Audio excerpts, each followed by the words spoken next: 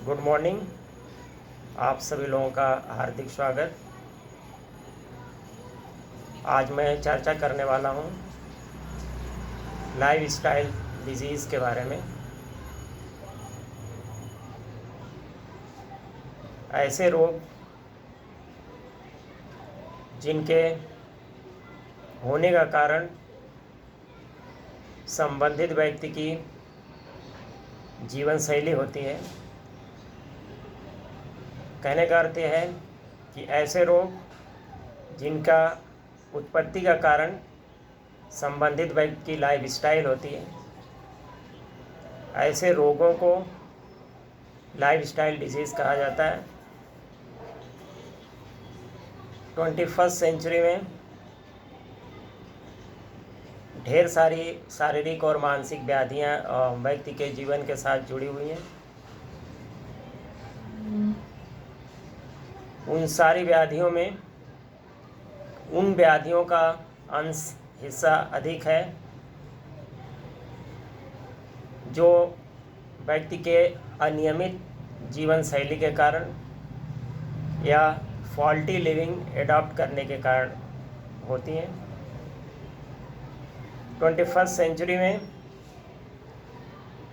मनुष्य ने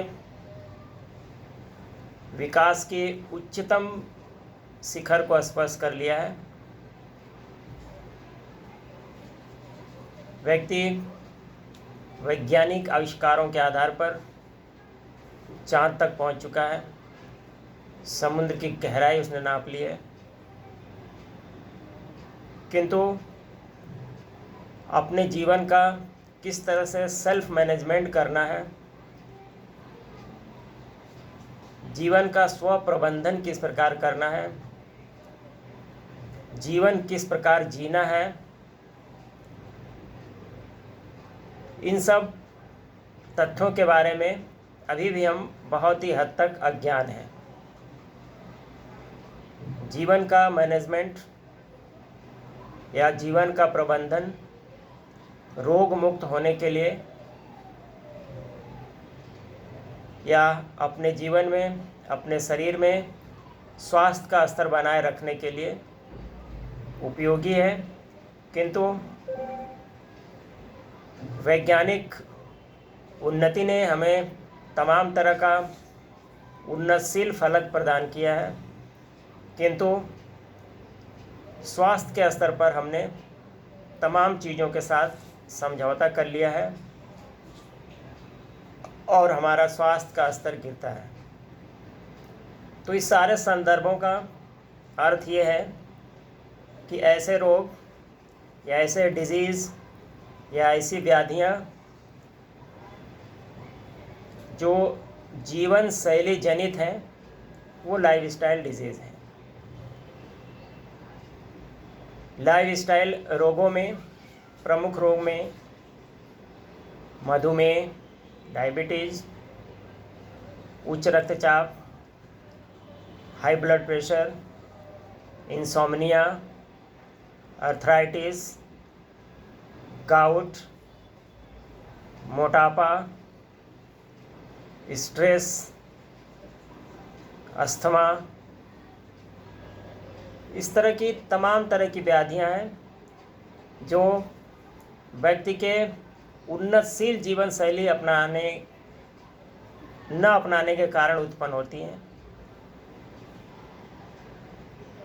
उन्नतशील या आइडियल लाइफस्टाइल हम जब नहीं अडॉप्ट करते हैं या अपने जीवन में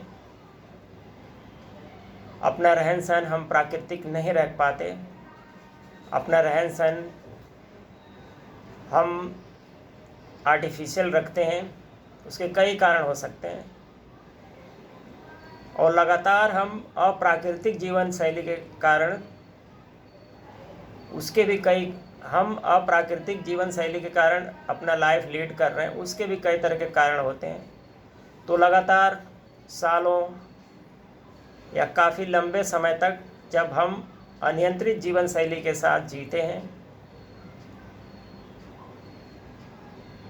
तो फिर शरीर के अंदर हार्मोन्स के लेवल पर, शरीर के डाइजेशन के लेवल पर, शरीर में रेस्पिरेशंस के लेवल पे, एक्सक्रेशंस के लेवल पे, न्यूट्रिशंस के लेवल पे, मतलब पाचन, श्वसन, निष्कासन और पोषण,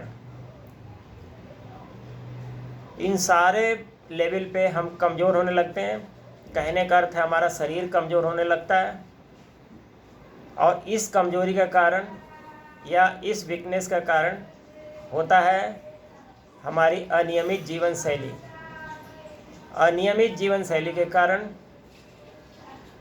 इन सारे संस्थानों के कार्यों में असमानता तो आई जाती है, उसके साथ ही साथ शरीर का जो वाइटल ऑर्गन्स है, जैसे हृदय है, लीवर है, लंग्स है, किडनी है, फेफड़े हैं, पैंक्रियाज है, इनके कार्यों में भी असमानता आने लगती है। और इन सब सारी चीज़ों का आप देखोगे तो बेस में कारण बनता है हमारी अप्राकृतिक जीवन शैली, आर्टिफिशियल लाइफस्टाइल। तो इन सब सारी कारणों के साथ साथ जो शरीर में असमानता का कारण बनता है, पहले असमानता आती है, डिसऑर्डर्स होते हैं, बाद में वो डिजीज़ के रूप में कन्वर्ट हो जाता है या व्याधि के रूप में कन्वर्ट हो जाता है। तो इन सब सारे संदर्भों को आपके सामने रखने का मेरा आशय ये था कि लाइफस्टाइल से संबंधित डिजीज़ जो मैंने चर्चा करी, इन डिजीज़ से बचने का सबसे सर्वोत्तम उपाय है कि हम आदर्श जीवन शैली को अपनाएं। आदर्श जीवन शैली को अपनाने का अर्थ ये है कि जैसा कि योग में इस बात पे बल दिया जाता है कि हम अपना आचार, विचार और व्यवहार स्वाभाविक रखें, प्राकृतिक रखें। इसके अलावा जितने भी लाइफस्टाइल डिजीज़ का मैंने नाम लिया है, हमारे जीवन में इसका पदार्पण न हो, हमारे जीवन में इसका प्रादुर्भाव न हो, इसके लिए जीवन के शुरुआत से ही या कुछ कालखंड के बाद हमें आवश्यक ये होता है कि शरीर की प्राकृतिक क्षमता को हम बनाए रखें। और शरीर की प्राकृतिक क्षमता को बनाए रखने का मतलब ये है कि अपनी फूड हैबिट्स हम ठीक रखें। फूड हैबिट्स इसलिए ठीक रखना है कि जो भी चीज़ें हम खाते पीते हैं उसी के आधार पर, उसके पोषण के आधार पर हमारे शरीर को गति मिलती है और हमारे शरीर का निर्माण होता है। इसलिए आवश्यक तत्व यह है कि हमारा आचार, विचार और व्यवहार तो ठीक हो, साथ में हम क्या चीज़ खा रहे हैं, क्या चीज़ पी रहे हैं, इन सब सारी चीज़ों का व्यक्तिगत रूप से हमें अपना ध्यान रखना ज़रूरी है। और हमारे स्वास्थ्य के स्तर को बनाए रखने के लिए फूड हैबिट्स को सही रखना ज़रूरी है। जैसे जो लोग जंक फूड खाते हैं, फास्ट फूड खाते हैं और सात्विक भोजन की तरफ ध्यान नहीं देते, तो उनके भी शरीर की धीरे धीरे इम्यूनिटी कमज़ोर होने लगती है। शरीर के अंदर जो सिस्टम कार्य करते हैं वो कमज़ोर होने लगते हैं और लाइफस्टाइल डिजीज़ होने का बेस तैयार होने लगता है, आधार तैयार होने लगता है। दूसरा, जो भी मैंने लाइफस्टाइल डिजीज़ के नाम लिए हैं, उससे बचाव के लिए तीसरा बिंदु है भरपूर नींद लेना। स्वस्थ शरीर के लिए ज़रूरी है 6 से 8 घंटे की नींद लें और इससे प्राकृतिक रूप से हमारे शरीर की कार्य करने की क्षमता में वृद्धि होती है और उसके बहुत बड़े फिजियोलॉजिकल शरीर को लाभ मिलता है। चौथा पॉइंट है अपने कार्य के घंटों को हम व्यवस्थित कर लें। मतलब जो भी कार्य हम करने जा रहे हैं या करने वाले हैं उसको पूरी तरह से व्यवस्थित कर लें, तो इससे भी उस काम को तो हम सही ढंग से कर पाएंगे, समय पर कर पाएंगे और हमारे जीवन के साथ किसी भी प्रकार का कन्फ्यूजन जुड़ा नहीं रहेगा। और हम जब कन्फ्यूज होते हैं तो फिर स्ट्रेस में आ जाते हैं या कोई रास्ता नहीं निकलता है, तो हम स्ट्रेस में आ जाते हैं। उसका बहुत बड़ा कारण है कि हम अपने लाइफ के कामों को सिस्टमेटिक ढंग से डिवाइड करके या उसको एक लक्ष्य के साथ बांध के नहीं चलते हैं। तो उन सब सारी चीज़ों को, लाइफ स्टाइल से संबंधित डिजीज़ से बचना है तो ये करना आवश्यक है। अगला 5वां बिंदु है, प्रॉपर मात्रा में पानी पीजिए।